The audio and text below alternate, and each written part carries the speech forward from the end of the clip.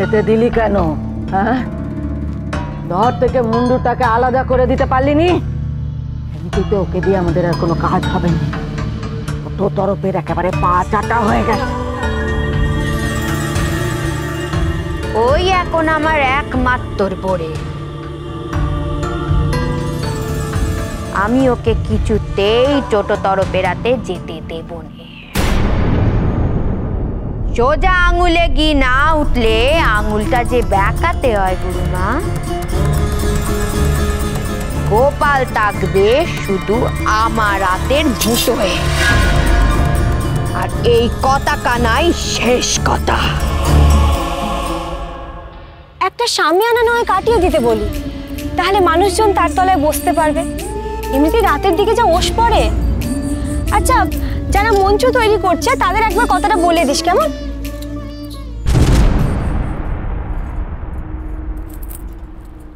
প্রয়োজন নেই, ছেলের কাছে গেলে মায়ের কষ্ট হয় না।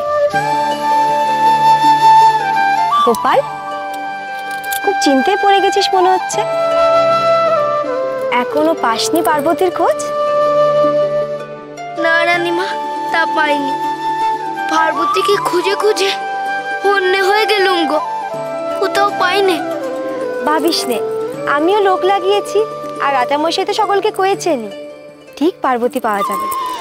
পার্বতীকে না পেলে শিবের পালা হবে কি করে? এদিকে যে সর্বনাশ হয়ে গেছে রানীমা। আজ রাতে শিবের মাথায় দুধ ঢালার জন্য যে দুধ চাই। হ্যাঁ, গোয়ালা রামানন্দকে কওয়া আছে তো তার জন্য। তার যে বড় জ্বর হয়েছে রানীমা, সে তো উঠতেই পারছে না। দুধ আসতে দেরি হলে অত দুধে ঘি সিদ্ধি মেশানো কি করে হবে? ঘট কি করে তৈরি হবে? সেসব যে দেরি হয়ে যাবে রানীমা। সে কি, আজকের দিনে এরকম বাধা কেন এলো? কি করি আমি এখন? গোয়ালার ঘর কতদূর? এই তো গোয়ালের ঘর কাছেই।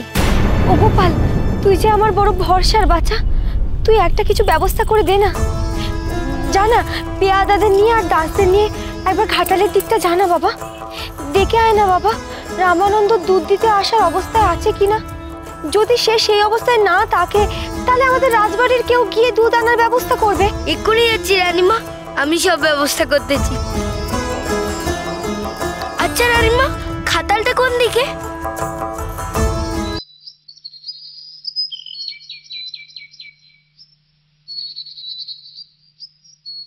ওগো, কেউ আছো?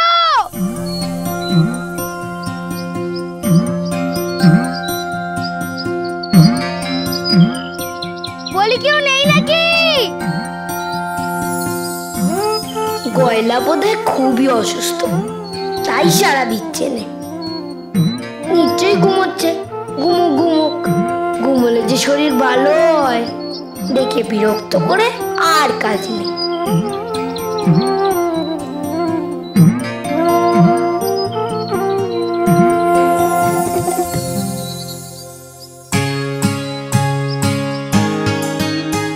চলো আমরাই নিয়ে যাই দুধ। সব কটাতে দুধই আছে গো। দুধ নিয়ে গেলে কাজ হয়ে যাবে। এসো এসো, তোলো তোলো।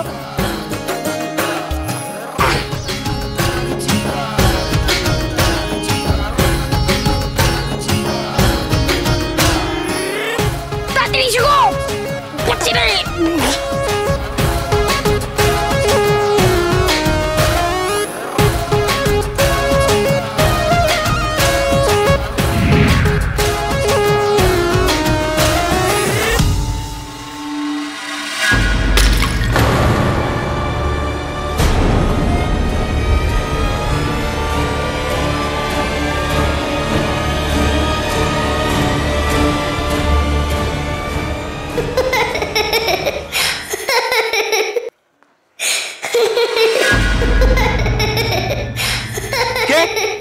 কে ওখানে?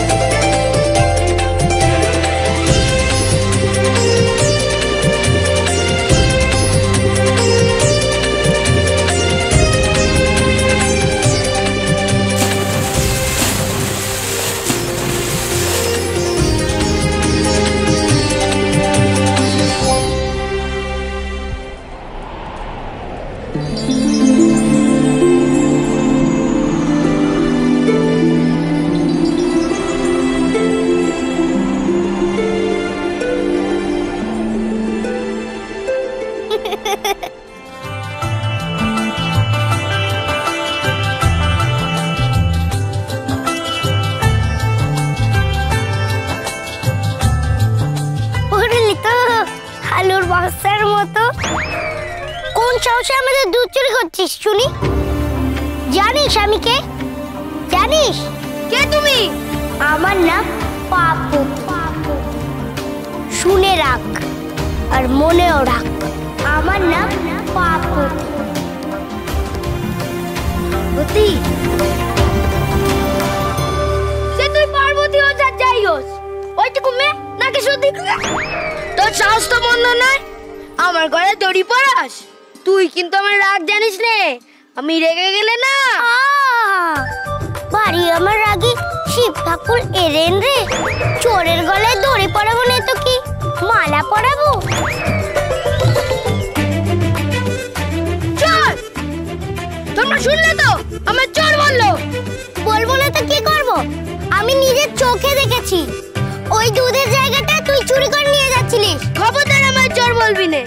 বেশ করেছি বলেছি, আর এও আমি বলে দিলুম, দুধ চুরির শাস্তি আমি যদি তোকে না দিয়েছি না, তবে আমার নামও পার্বতী না। কি করবি তুই? কি করবি? দেখবি দেখবি মজা দেখবি? মজা দেখাবি? দেখা দেখা কেমন মজা দেখাতে পারিস দেখা। দেখাচ্ছি মজা। শুনলে তোমরা, আমি গোপাল, ও নাকি আমার মজা দেখা। দেখা দেখা কি মজা দেখাবি দেখা।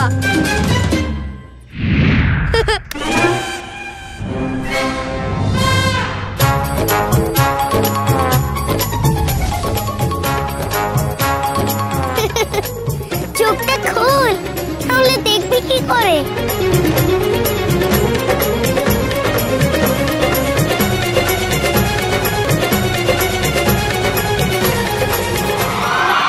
এবার চোরের সাঙ্গাতদের পালা। দাঁড়াও। বাবারে, এ কি সাংঘাতিক মেয়ে রে! চল চল পালাই, নইলে আমাদের গোবরে স্নান করিয়ে দেবে। কোথায় যাচ্ছ আমরা? যারা মজা দেখে যাও।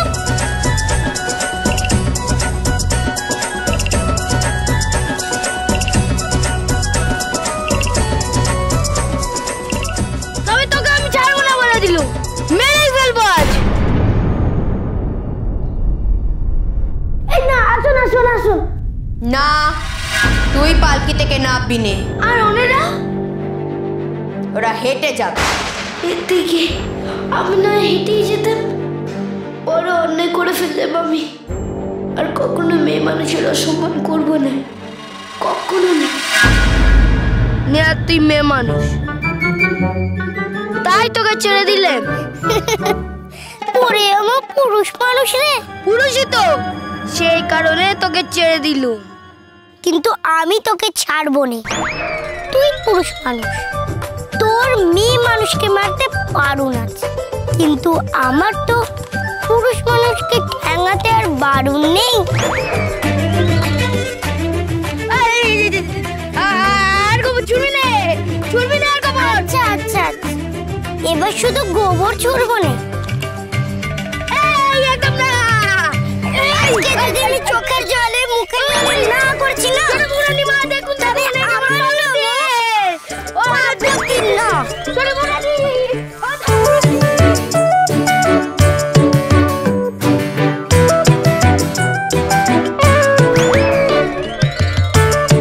ছোট মুরানি, আমার অবস্থা খারাপ করে দিলে কাবাতি।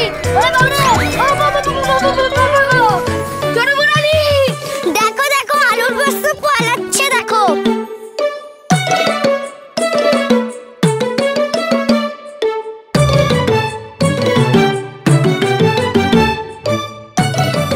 আলুর বস্তা।